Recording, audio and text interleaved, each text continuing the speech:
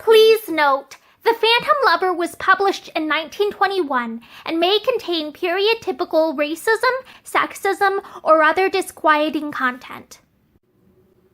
Hi, I'm Morgan, and today I will be reading from The Phantom Lover by Ruby M. Ayres, and I will be reading Chapter 19. Esther unconsciously put out her hand and grasped June's arm. She would have given anything had it been possible to run away. She saw Mrs. Ashton turn and look towards where they were standing, and in another moment she had crossed the lounge and was shaking hands with June. "I was just inviting Mr. Mellows to come and dine with us," she said, but he tells me he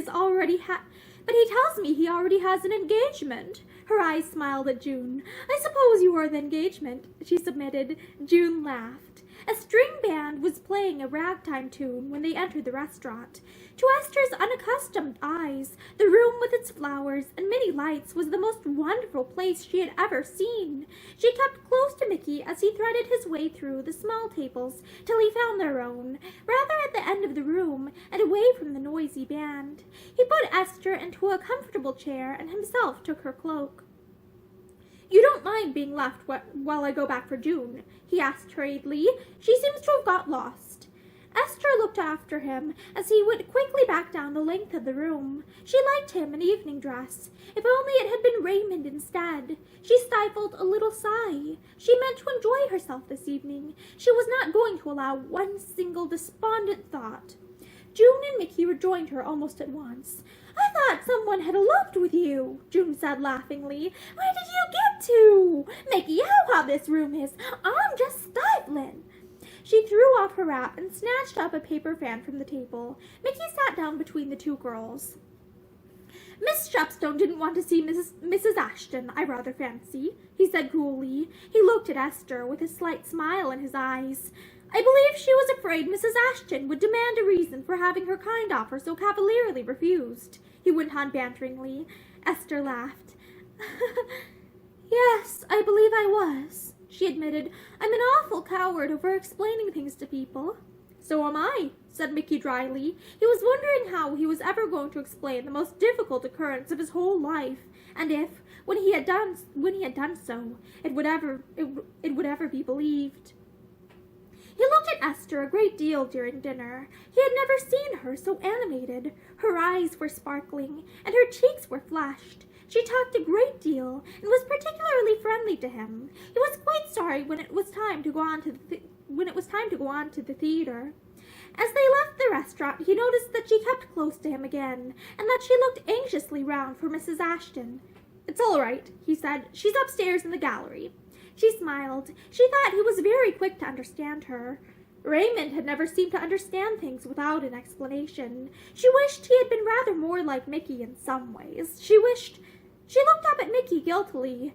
How could she compare the two men, the one whom she loved, and the other whom she did not even like? They were late, and the curtains had risen when they were shown into their seats. The theater was dark, and Esther could hardly see her way. She put out her hand with a smothered laugh and felt for Mickey's. "I can't see," she said. His fingers closed about hers. Such a little hand it felt. He wondered why she was being so kind to him tonight. He did not realize that she was enjoying herself so much that she felt on good terms with the whole world. Esther sat between him and June, and Mickey hardly looked at the stage at all. His eyes turned again and again to her rapt face and the eagerness of her eyes. She had been to theaters lots of times, so she told him in a whisper, but never in the stalls before. She asked him if he didn't like some of the frocks worn by the people close by. Mickey's eyes flashed. "Not so well as yours," he said. She drew away from him a little, and he wished he had not said it. In that one moment he felt that he had broken down all the friendliness she had shown him that evening. She did not speak again for some time. In the interval, June leaned over to him. "Are you bored, Mickey? You look bored to death." Mickey stifled a laugh. "No," he said rather wearily. His eyes wandered round the crowded house. There were several people in the stalls whom he knew. He noticed that people were looking looking at Esther, and he felt a little thrill of pride. They were wondering who she was, of course. He wished with all his heart that he could stand up in his seat and announce to an interested world that she was the woman he intended to marry. When the light went down again, Esther leaned a little closer to him. Mr. Mellows, she said. Yes? Mickey bent his head towards her eagerly. He could hear her agitated breathing, hear, too, the little quiver in her voice when she spoke. Did you see who was in that box on the right? The lower box? I thought it was Mrs. Ashton. Mickey answered casually that very likely it was. Odd, eh? He said that we should dine at the same place and have tickets for the same show. Esther said, Yes, twice in nervous hurry. There was something strained and unnatural about her, and though Mickey could not see her face clearly, he knew that something had happened to distress her. What is it? He asked anxiously. Is anything the matter? She shook her head. No. She sat very still till the curtain fell again, but Mickey had the feeling that she was not paying the least attention to what was going on the stage, and he knew that her eyes turned again and again to the stage box. What was she afraid of? He asked himself in perplexity. Even if Mrs. Ashton did see her and recognize her, surely. Then, in a flash, he knew. The light had been turned up suddenly, and in that moment he saw the figure of a man move quickly from the front of the box to the screen of the curtains. Mickey gripped the arm of his seat. For the moment he could not move. It was Raymond. He knew it as certainly as if he had been told. No doubt he had seen Esther whilst she... Poor child! Had she seen him too? He looked down at her. She was sitting up stiffly, her hands clasped in the lap of the new frock of which she had been so innocently proud. Her face was as white as the soft tulle of her sleeves, and her eyes were fixed on the box with its velvet curtains, where Mrs. Ashton sat laughing and chatting with a girl in a pink frock. They both turned from time to time to someone who stood behind them in the shadow. Once the curtains moved a little, and a man's hand and arm showed distinctly. Mickey could bear it no longer. He touched Esther's clasped hands. Are you ill? Would you like me to take you out? But she shook her head.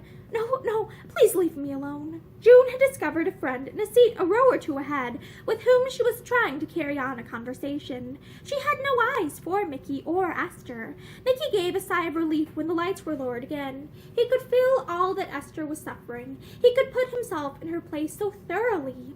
If he went round to the box and made sure if it were Ashton, perhaps that would be the best way. He could manage to give him the tip, then to keep out of the way. He half rose in his seat, but Esther moved at once, laying her fingers on his arm. Oh, don't go! Don't leave me here, she said tremulously.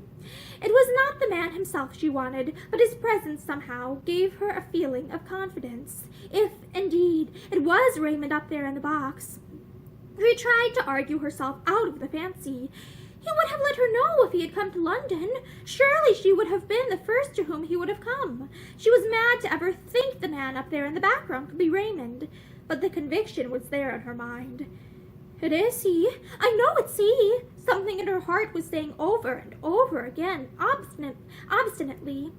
The rest of the play seemed endless. She rose with a quick breath of thankfulness when it was over. You are in a hurry, June said. Haven't you enjoyed it? Yes, oh yes, but it's hot. I want to get out. Mickey was deliberately being as slow as he could. He blocked the way out obstinately. The stalls were almost empty when at last they left them. June touched his arm. Mickey, is Esther ill? Look how white she is. Esther was some little way ahead of them. She seemed to be trying to get out as quickly as possible. It's too hot for her. Poor darling, June said. Mickey laughed savagely. It's not that, he said. But Ashton was up in that box with his mother, and she saw him. Mickey! He silenced her with a frown. He followed Esther as quickly as he could, but she was outside in the cold night air before he overtook her. There was a crowd here, too, rows of cars and carriages outside, and women in thin evening frocks and furs shivering in the cold wind. Mickey drew Esther's hand through his arm. "We shall find our cab this way, I think," he said evenly. He had seen Mrs. Ashton only a few yards away, and he dreaded every moment that Esther would see her, and see, too, who was with her. A sudden block in the crowd momentarily hindered them, and in that second a man's light laugh rang out above the noise and chatter of voices. Mickey felt the girl beside him give a convulsive start. She tried to drag her fingers from his, but he held them fast. The crowd was moving again now. A second, and Raymond and his mother were lost to sight. Mickey had slipped an arm round Esther. He was white to the lips. He knew now how near he had been to discovery and the wreck of all his hopes. He tried to pretend that he did not understand the cause of her agitation. He looked down at her. Better now you're in the air," he asked. "It was hot in the theater. Esther." She had swung heavily against him and looking down in sudden alarm. Mickey saw that she had fainted.